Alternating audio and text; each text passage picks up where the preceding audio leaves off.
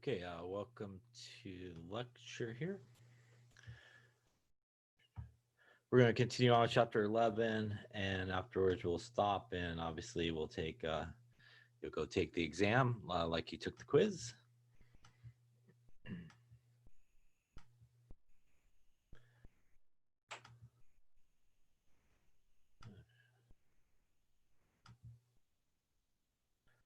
So we're going to continue on. We've been talking about electron configuration and how to write electron configuration, how to do orbital diagrams, and all that good stuff. Click a couple things, get out of my way here.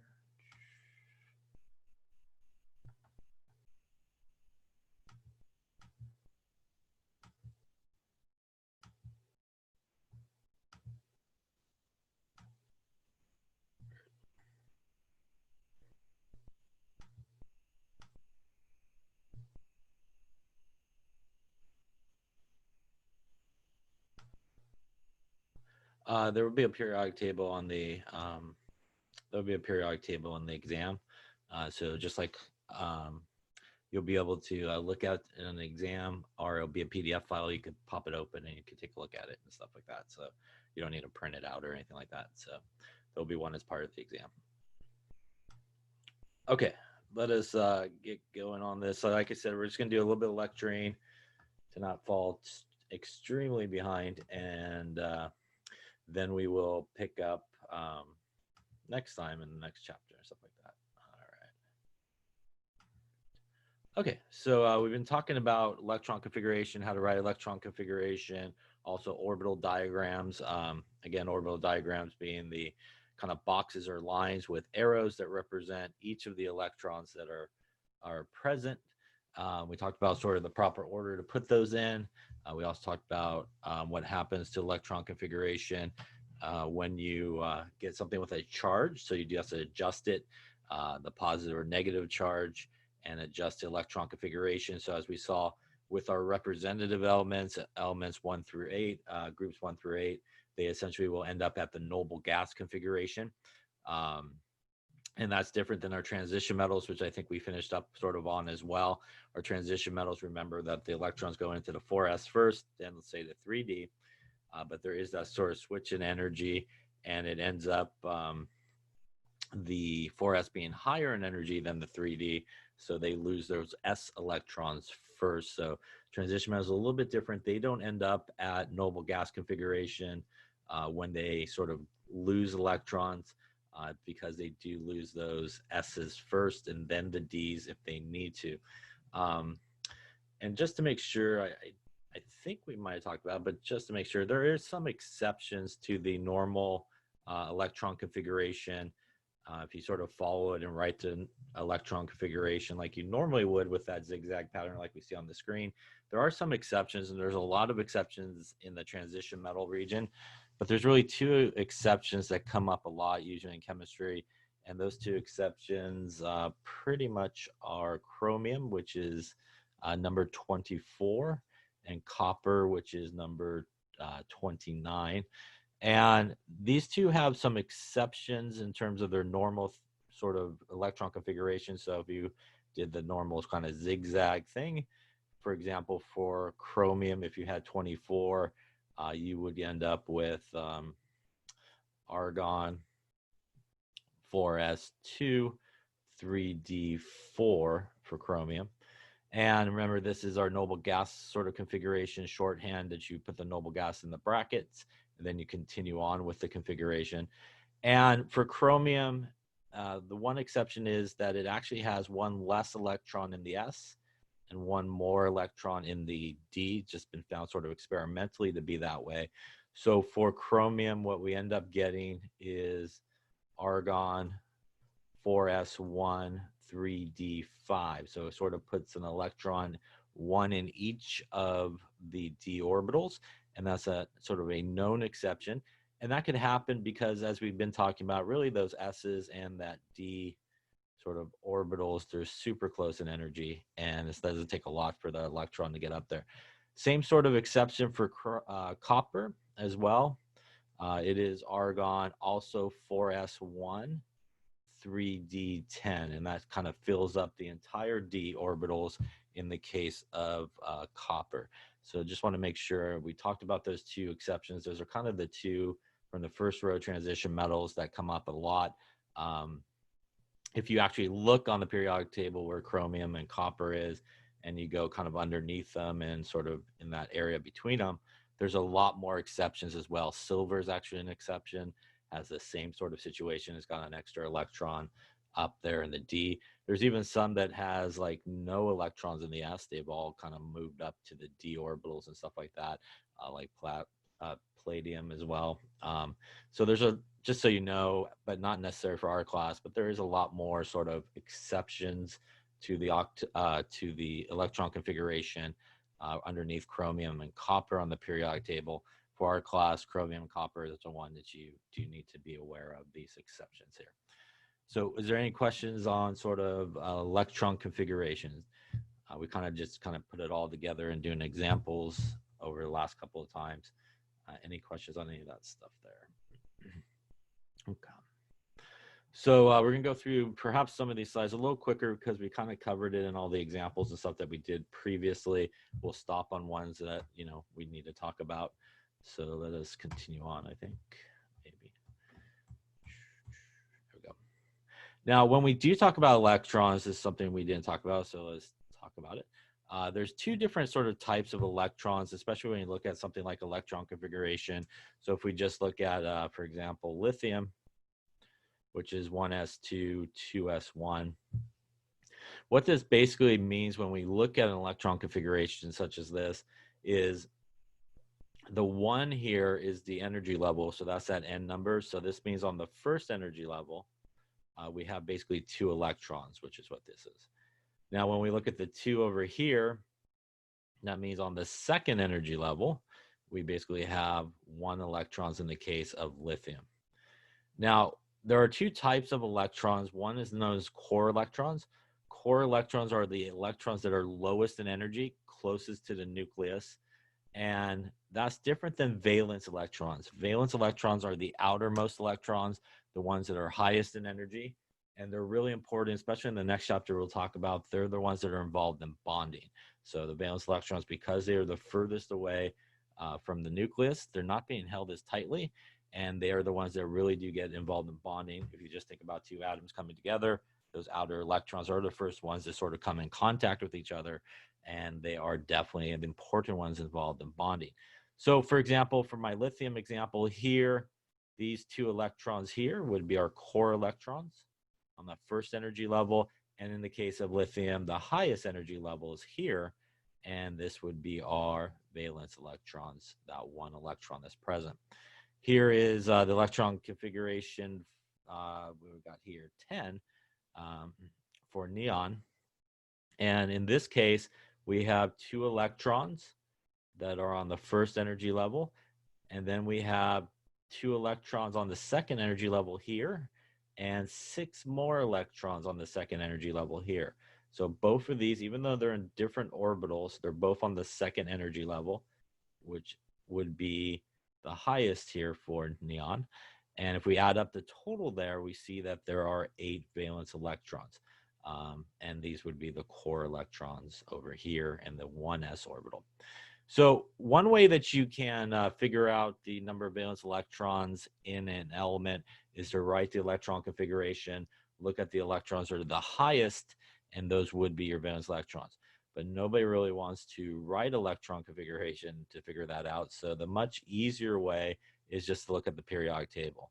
So very creatively, everybody in group 1 has 1 valence electron, everybody in 2 has 2, everybody in group 3 has 3, 4, 5, 6, 7, and 8.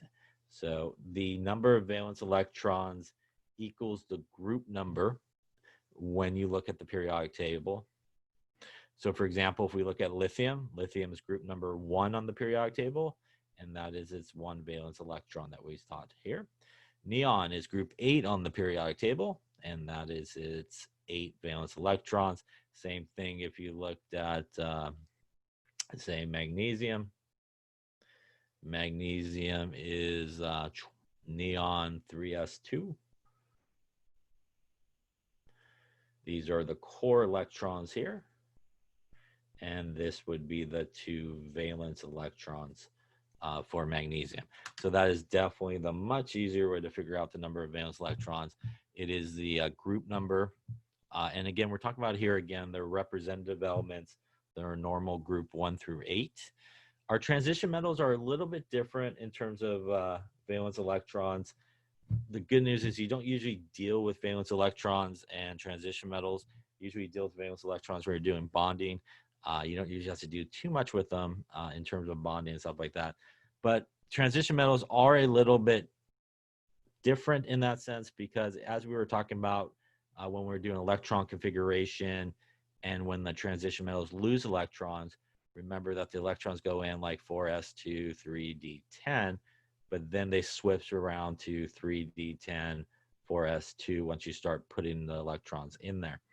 And some people will say that transition metals have 2 valence electrons, which are the s's, because they always lose those first.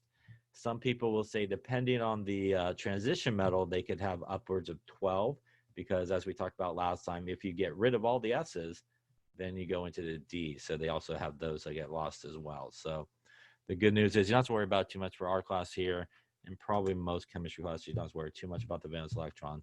But that's sort of the 2 sort of thoughts on it. A lot of people will go with 2 because they always lose those S's first. But some people will say, you know, they could have upwards of 12 because technically if you lose the S, you could then go into the D orbitals as well. So the good news is probably not to worry too much about valence electrons in this area of the periodic table in terms of bonding. Questions on valence electrons there.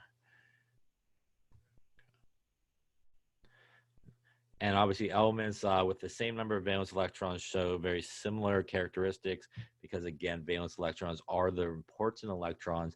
They are the ones that really are involved in bonding. So when we talk about bonding, we're usually only talking about these guys here, are valence electrons.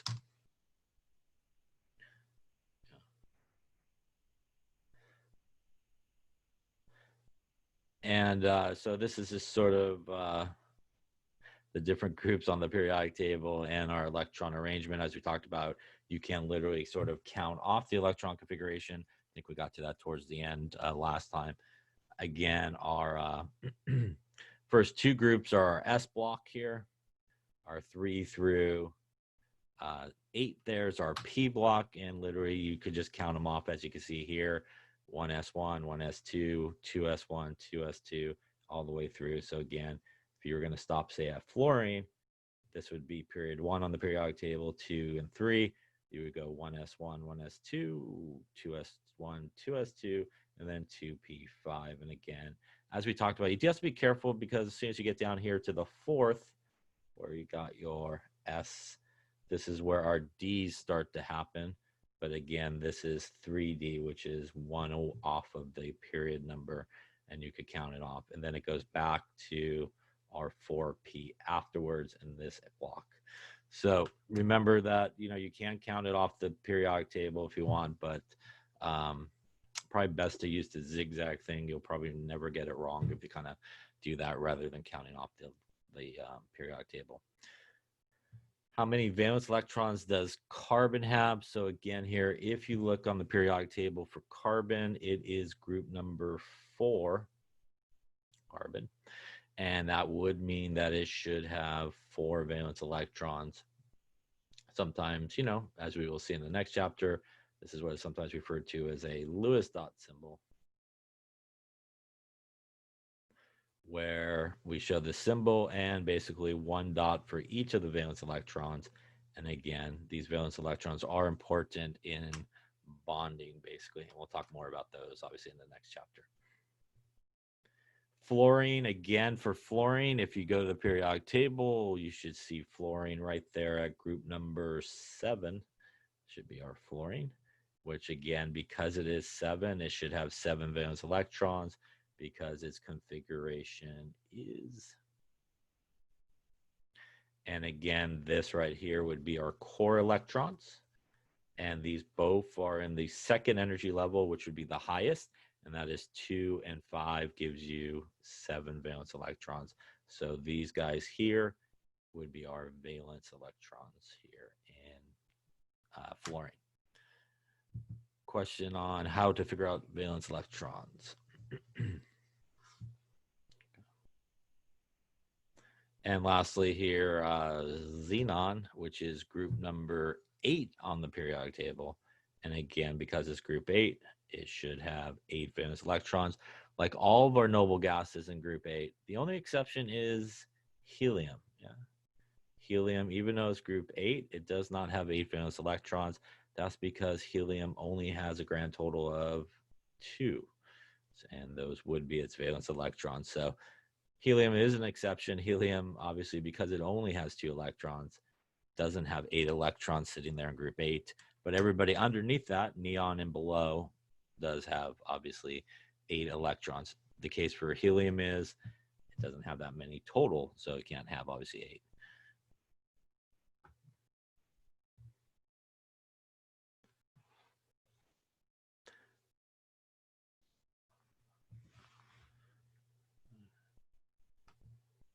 So if we look at this, this again is so your transition metal, right? If we look at this, if we count this, that is 10 electrons. That is 10 more, which makes 20, has 23 electrons. And again, if you look on the periodic table, that is vanadium there. And this is a transition metal. So this is what I was talking about earlier. And I believe your book would say it this way. So as we talked about earlier, once the electrons go in, there is going to be that switch in energy, right? Where that 4s2 does become the highest in energy. And it is even number-wise here on number 4 in terms of its energy level. And that means that it should have 2 in this particular case and stuff.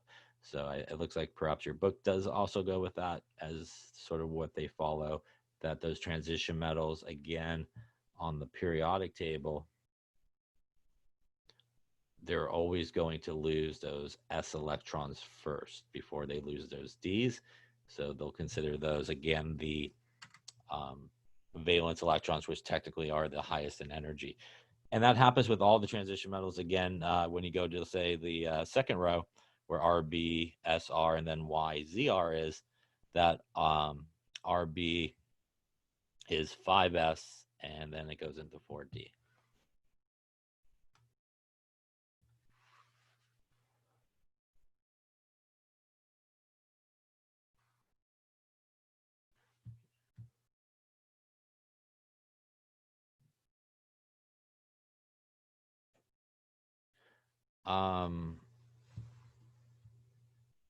I'm not sure I understand the question, but if you're talking specifically about the transition metals, I would go with 2 for all of those, because again, transition metals will always lose these. And when you write the electron configuration, you'll always have those S's. That's going to be the higher energy number. And that will usually be 2 electrons in there if they have it at that point. In terms of our representative elements, it will always be those last guys in the configuration will always be the highest number. Just remember, in the transition metal region, the highest number is kind of like one before the last guy there with that S in that case. So, but again, the S is still going to be our highest in energy because that switch occurs in terms of the energy like we talked about last time. Other questions on that there? Okay, so that's what we scribbled on, counting off the electron configuration last time. Here's our 2 exceptions I was talking about earlier. There's chromium and there's copper. And again, you can see it has 1 less electron in RS and 1 more electron in RD. And again, this is argon, chromium, and copper. And again, like I said, if you go kind of below it on the periodic table, there's a lot more sort of exceptions that come up as well. I'm not sure if we have a picture of that. Let me see here. There's our exception. We talked about chromium and copper. So we're not going to worry about that. We kind of talked about that. We're going to skip that since we kind of did a bunch of electron configuration examples last time. In which of the following groups do all the elements have the same number of valence electrons? So here we look at P, S, and Cl on the periodic table. And those guys, if you look at the periodic table, they're actually not in the same group. They're in the same period heading this way. We got phosphorus on group 5, 6, and 7 going that way, which means they would have different numbers of valence electrons, 5, 6, and 7. We also have silver, cadmium, and argon. So silver and cadmium, both transition metals would have 2, but argon would have 8. So that's not so good. Sodium's group 1, which should have 1 valence electron. These guys are group 2, which have 2 valence electrons. So that's not so good for that one either. And then lastly here we have phosphorus, which is group 5. So he should have 5 valence electron. We have arsenic, which is group 5, has 5 valence electrons. But we have selenium, which is group number 6, which has 6 valence electrons. So it looks like none of these would have the same number of valence electrons. Again, in order for them to have the same number of valence electrons, they pretty much need to be in the same group. And none of these are in the same group on the periodic table. So they would not have the same number of valence electrons. How many unpaired electrons does sulfur contain in its ground state? So why don't you give that a go and just figure out how many unpaired electrons should it have. Sulfur, by the way, is number 16 on the periodic table.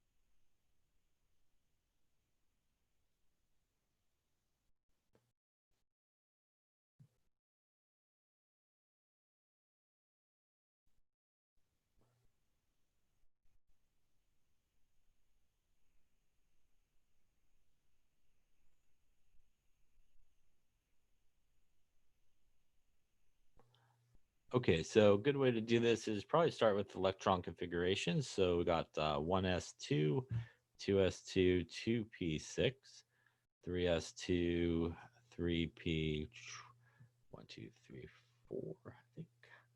So that is 10, 16. And again, if we do our orbital diagram, we should put 2 electrons in there. We then should also put 2 electrons in there. For our p subshell, not draw extra orbitals, so we should have 1. And remember, they go in 1 at a time. So that is 1, 2, 3, 4, 5, and 6. Then we would have our 3s, which should have 2. And then really the important one would be this guy. So I'll just go way up higher. 1, 2, 3. And again, when they go in, they do go in, as we talked about, based on sort of Hund's rule here, maximizing the parallel spins. So they do go 1 at a time upwards. And then at this point, we go back and balance it out. Now, in terms of unpaired electrons, so a couple of reminders of terminology. If we have 2 electrons in the same orbital, opposite spin, that is what is referred to as being paired. We have electrons heading in the same direction and different orbitals. That is what is referred to as parallel spin. And obviously, if we have just 1 electron in an orbital, that is unpaired. So in this case, we have 1 unpaired electron and 2 unpaired electrons in this case. So the answer should be C there. Question on that there? And really, if you had to answer this question kind of quickly, you really didn't need all these because they would all be paired. So you really could have just focused in on drawing that part of it and putting the electrons in sort of correctly.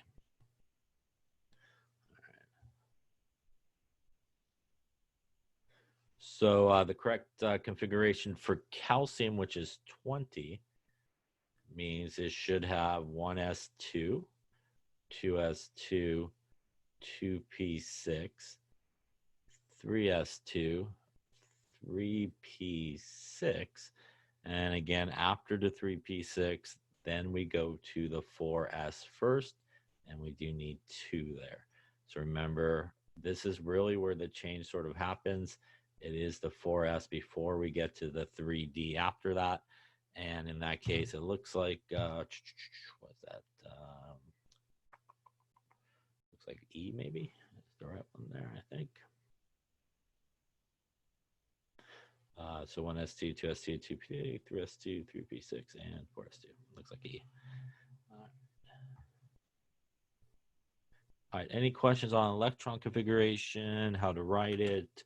Again, we talked about things with charges, transition metals with charges, and in terms of exceptions to sort of the normal electron configuration, even though in reality in the transition metal, there are more exceptions underneath chromium and copper. Like I said, silver and so forth are some of those. Just for our class, chromium and copper, you do need to know the exception. And for everything else, you could just write it following that zigzag sort of way. All right, so we're going to finish up this chapter. Finally, it seems like forever. We're going to finish up talking about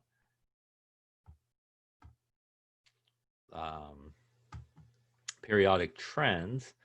And where do I want to go? Let's go.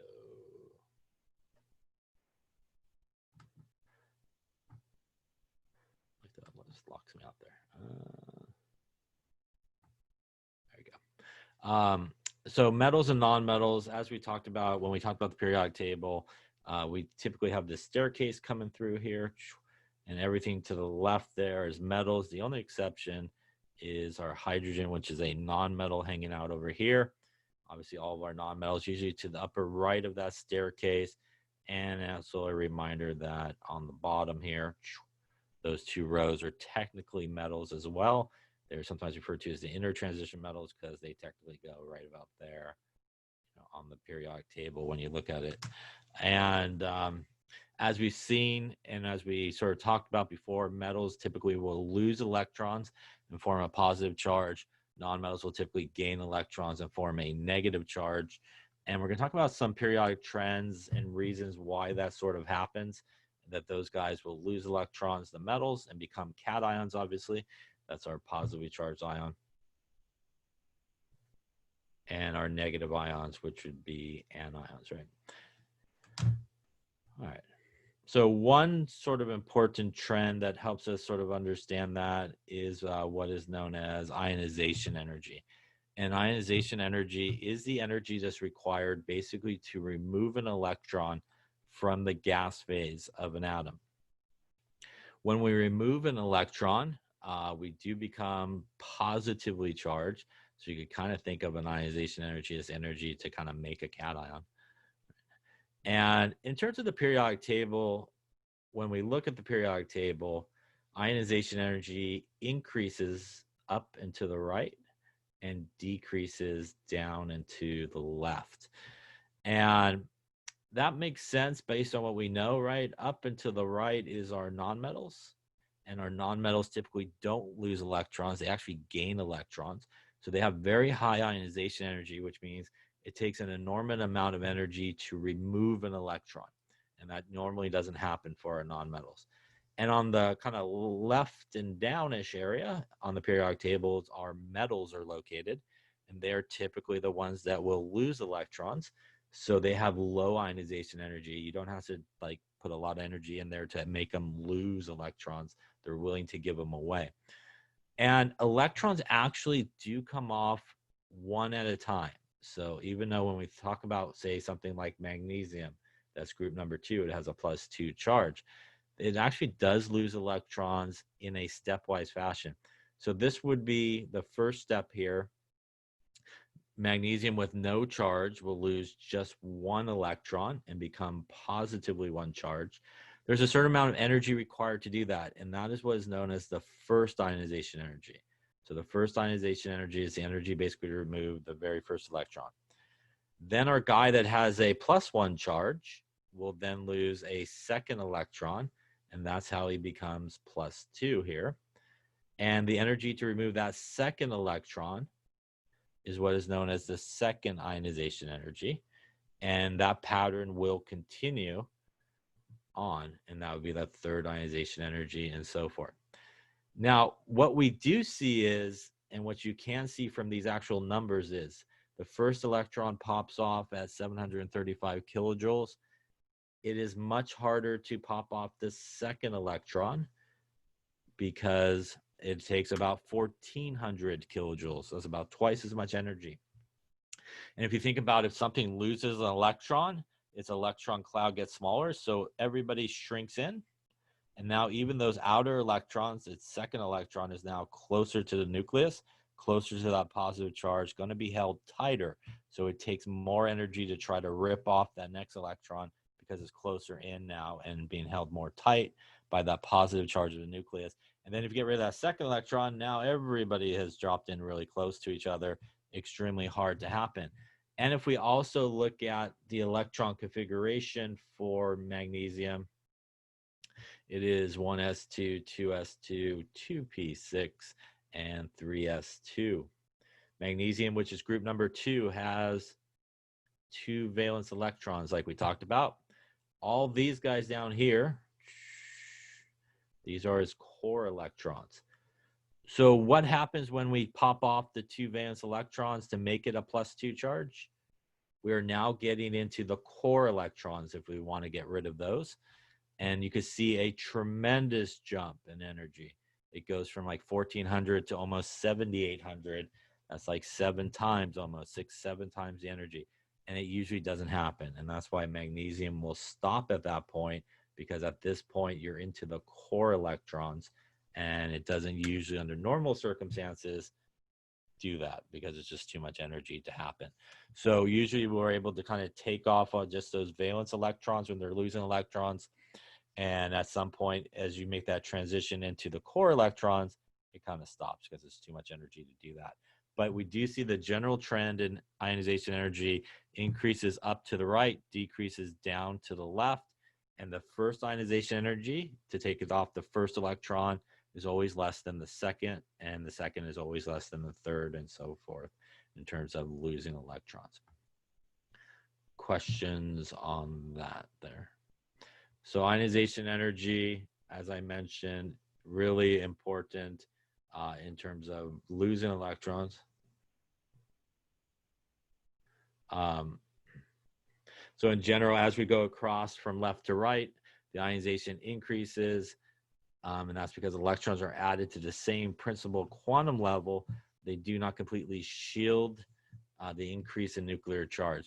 So there's something we don't get into a lot of, but it's something that is sometimes referred to as shielding, and what is sometimes referred to as effective nuclear charge. So for example, if we look at, say, lithium, which has 1s2, 2s1. So lithium has a +3 positive charge in its nucleus because it has 3 protons. It has 2 electrons on the first energy level, or n equals 1, if you will. On the n equals 2, which is our valence electron, we have another electron. And what happens here is these 2 electrons here that are lower in energy, they pretty much feel the full brunt of that +3 charge. And remember that the attraction between positive and negative gets stronger with the higher the charge. So the higher the positive charge, the stronger the attraction that happens between them. But what the valence electron experiences is what is known as shielding. And instead of feeling the full brunt of that +3 charge, he is shielded from it by these 2 electrons in the lower energy level. It's kind of like in old days, you used to be able to get to movie theater, or actually go to the movie theater, I guess. But now you used to be able to sit right wherever you wanted to do. So you got there really early, you sat right there, got your happy seat right there in the middle. And then right before the movie starts, right, somebody with a big hat comes and sits in front of you, kind of shields the screen from your view. It's the same idea here with the electrons. So you could calculate, sometimes referred to as Z effective, which is the effective nuclear charge. We could take the positive charge from the nucleus minus the number of electrons that are shielding, so minus 2 electrons. That means that this electron out here is feeling a positive 1 charge versus a +3 charge that those core electrons are feeling. And what that means is that valence electron is really not going to be held as tightly, and it's much easier to remove because of that. It's really only feeling part of that positive charge and attraction and not held as tightly. And again, that's why we really do lose our valence electrons here when these guys do start to lose electrons. All right, so as I mentioned, as we go to the right and up, increase, left and down, decreases in terms of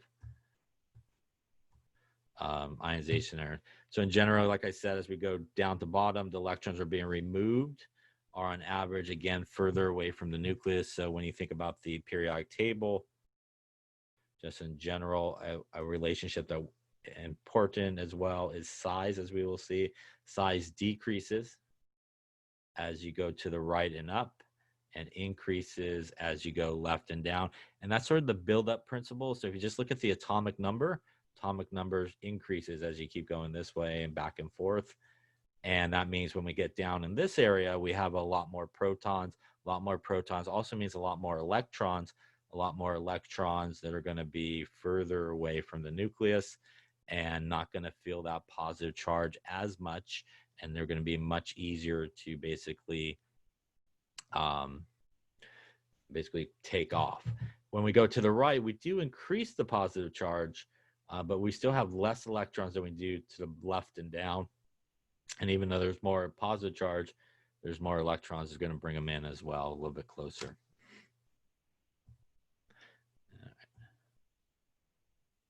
So in terms of these, which one would have the lowest ionization energy? So we have sodium, aluminum, and just if you look at the periodic table, sodium is here, aluminum is here, chlorine is over here, and cesium is way over here.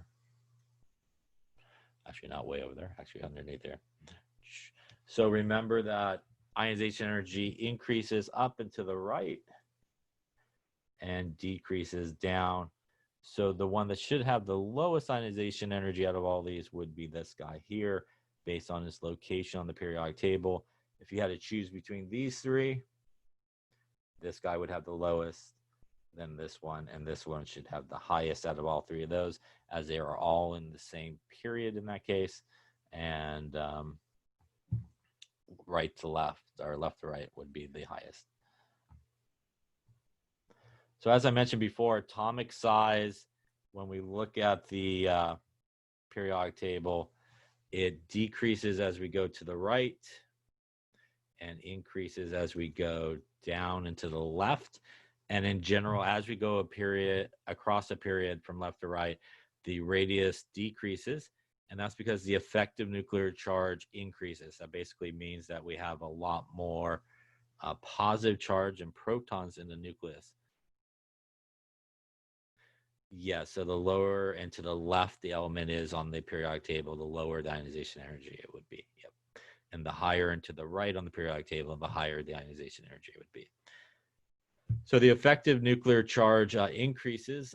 Therefore, the valence electrons are drawn closer in, and it decreases that. So as I was saying, if you just kind of look, say, within a period on the periodic table, as you go this way, there's that buildup of protons. So protons get more as we go this way, which means we have a greater positive charge, and our electrons are going to be drawn in closer, which means the overall size of it will get smaller as you go to the right.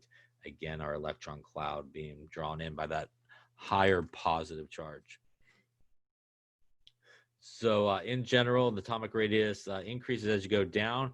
Orbital size also increases. So remember that the orbitals get larger as you go to higher energy levels. So an s orbital like this is like a 1s, then a 2s, then a 3s, and so forth. So they get bigger with every n number that you have.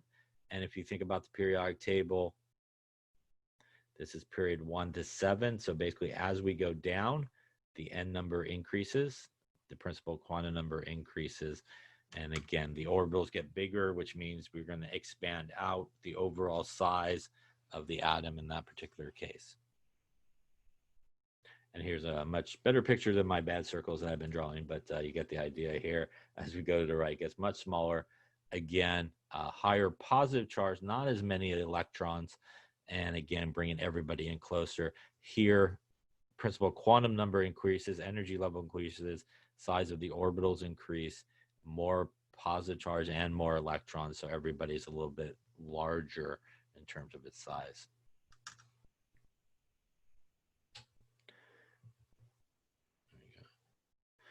So these sort of relationships are really important because they do sort of help us understand why we sort of see metals losing electrons and nonmetals gaining electrons. Another important trend is something that's known as electronegativity, which we'll see more of in the next chapter. But electronegativity is the ability of an atom to attract electrons to itself.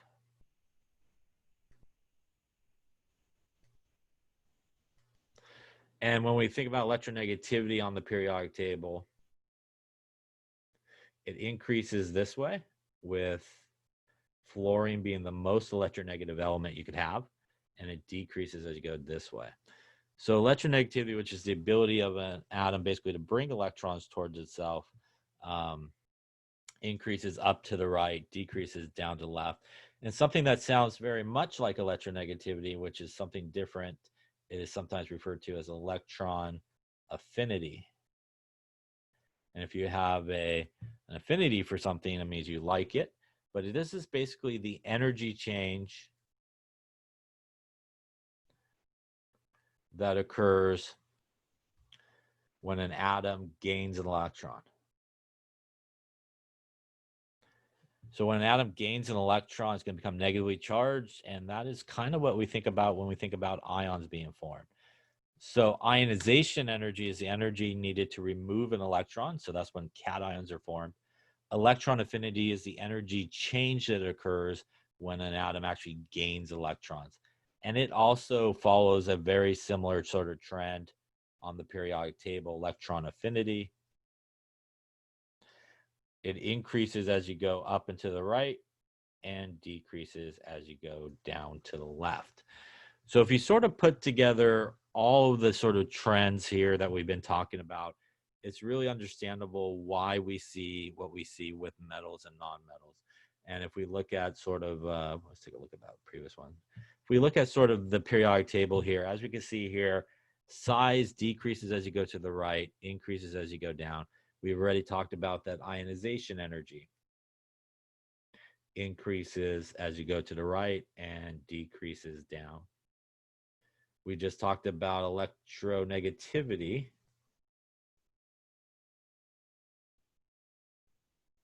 Increases as you go to the right and decreases as you go left and down. And electron affinity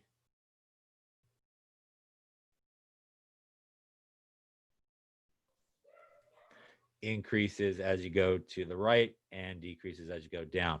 So basically, if you take all these things together, as you go up and to the right, the overall size of the atom is smaller, which means those electrons, even the furthest electrons, are going to be closer to the nucleus. They're going to be held much tighter because of that positive negative attraction. They have very high ionization energy, which means they don't want to give away electrons. They have very high electronegativity, which means they rather pick up electrons. And all that is why we see nonmetals typically gain electrons and become negatively charged, as opposed to if you go down and to the left on the periodic table, we have things that are larger in size, which means the outer electrons are not held as tightly, which means they can be removed a lot easier. So they have lower ionization energy, and they have very low electron affinity and electronegativity, which means they're not really interested in accepting electrons, are really hanging on to their electrons. They're more interested in giving away their electrons. And again, that's why what we see is metals typically will be our cations. Non-metals here will typically be our anions. And if we had to make a prediction as to where we would find the most reactive metal based on those properties, the most reactive metal would be found lower left of the periodic table, while the most reactive nonmetal would be found upper right of the periodic table because of those trends. Question on that there? Yeah, so is the charge on the bottom left atom, is that still high compared to farther right atoms, or no? In terms of charge, are you talking about Ye- positive charge or protons, or is that? Yeah. So in terms of charge, you know, as you go to left, the charge will be based on like the group number. So everybody in one will be +1. So everybody in group one is, you know, +1. But this guy, say down here, just, you know, looking at its atomic number, this is 55, which means it has a +55 positive charge in the nucleus, versus up Mhm. here, if we look at lithium, has only a +3 positive charge in its nucleus. And so in terms of size, um, this guy also only has 3 electrons floating around.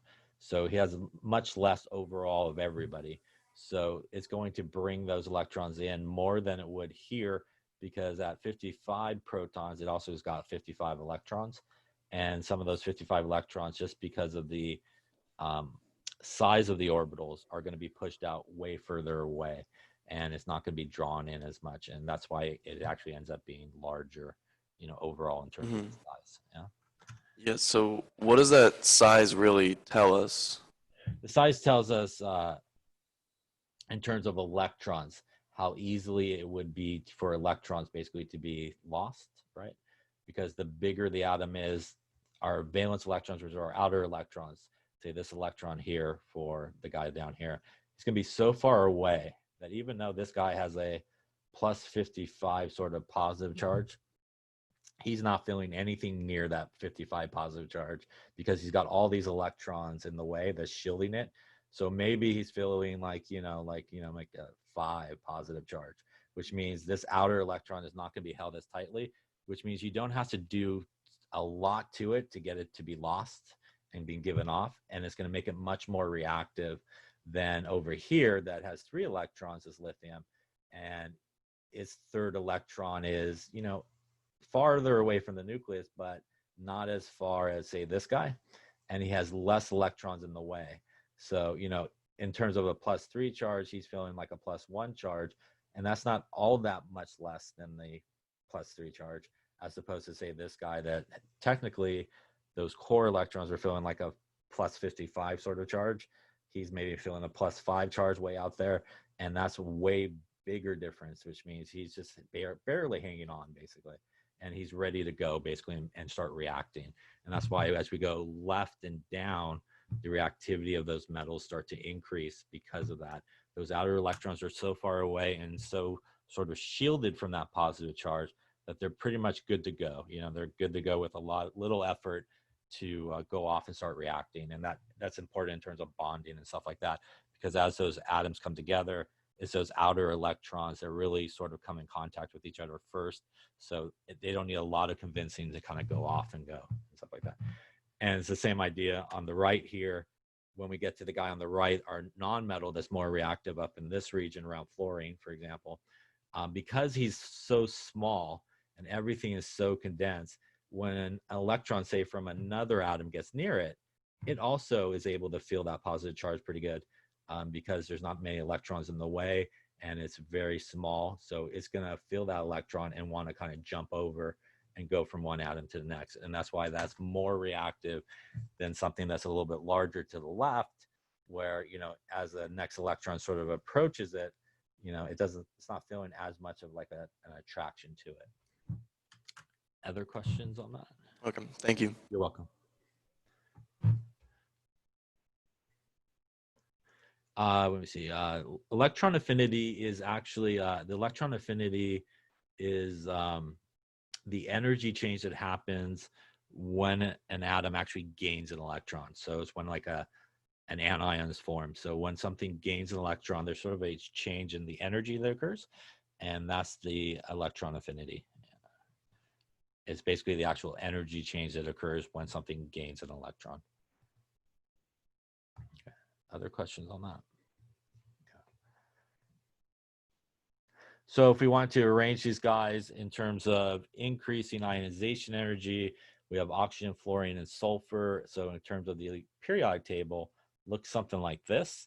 So in terms of ionization energy, we want to go in increasing. So it should be sulfur, oxygen, and fluorine in terms of that.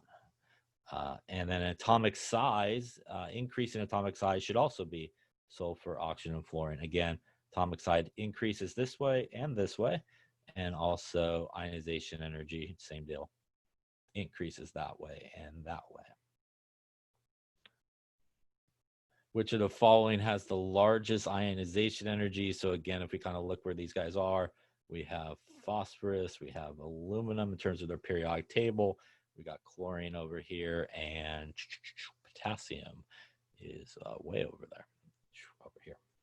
So the one that would have the largest ionization energy would be, again, in terms of the periodic table, ionization increases this way and that way, and that should take us to chlorine as the one with the highest ionization energy. So it should be chlorine in this case. And which of the following should have the largest radius? So we have sodium that's over here, we have aluminum, and we have chlorine, and then we have potassium, which is below there. So size increases this way and down. So I'm going to go with potassium as the winner in that particular case. And which is this ranking in the smallest atomic radius to largest, I guess. So looks like a whole bunch of choices here, but I'm going to go with C maybe. So we got fluorine and sulfur, and then rubidium on the other side. So I think it should be C here. You can look at the periodic table and find that trend. Again, in terms of size, as we talked about, smaller this way and larger this way. All right, any questions on periodic trends? We finally got to it, and then that type of stuff. All right, that is chapter 11. Obviously, we're going to lay it up here for today. So we will start chapter 12 on Monday. I think we're getting into the couple of weeks of real no sort of physical activities. They're mainly kind of like worksheet activities and stuff like that.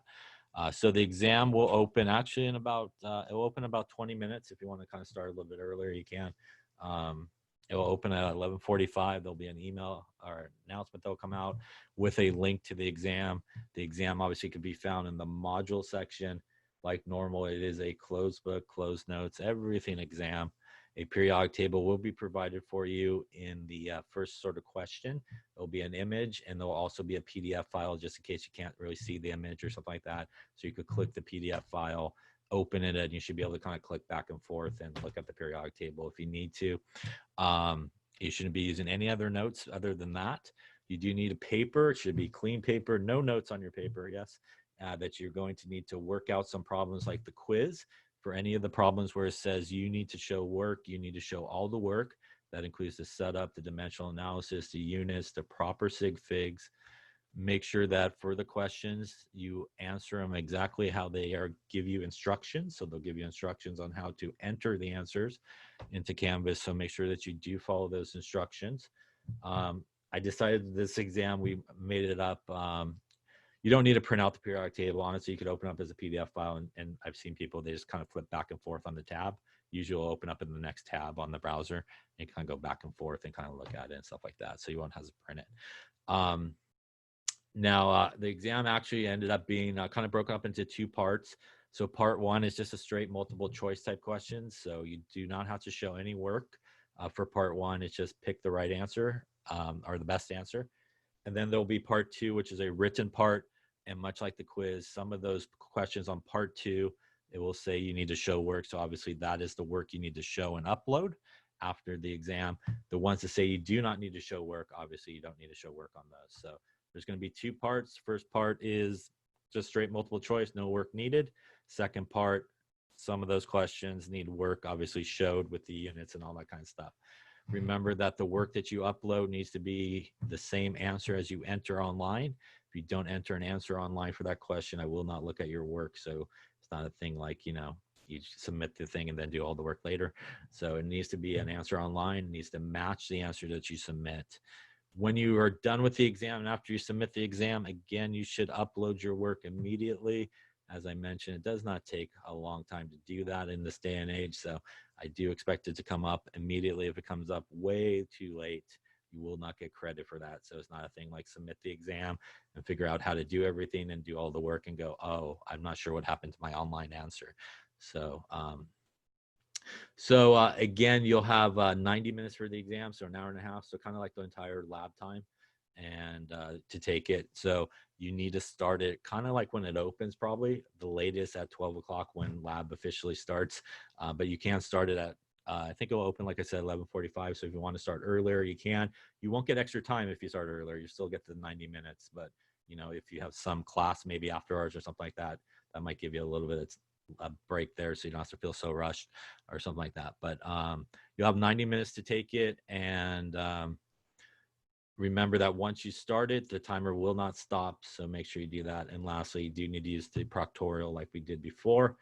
And again, make sure that I can see you and your work area if that requires you to push your laptop back a little bit or something. I just don't want to see like top of heads, yes, and stuff like that. So make sure that I have some at best view as you can get with your equipment of you and your work area. Any questions on anything like that? All right, if you have questions, you feel free to email me during the exam. You can probably do it through Canvas if you need. I don't think there'll be probably anything, you know, that you probably have questions on. I don't think it should be pretty self-explanatory.